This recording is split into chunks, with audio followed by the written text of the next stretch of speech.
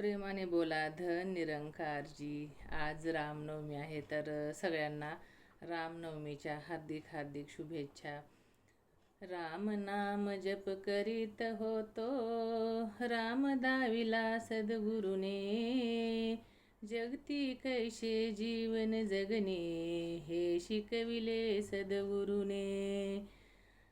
बघा, श्रीराम करण्यासाठी आपल्याला सद्गुरूची जीवनामध्ये गरज आहे. कारण जीवनामध्ये सद्गुरू आला तरच आपण देवाला पाहू शकतो, देवाची ओळख करू शकतो आणि त्याच्या निज स्वरूपाला जाणू शकतो.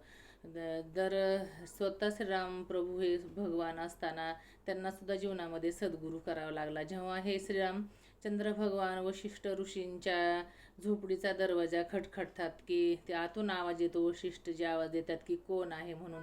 तर श्रीरामचंद्र भगवान म्हणतात की मी कोण आहे हे जाणण्याकरिता तर मी तुमच्याकडे आलेलो आहे.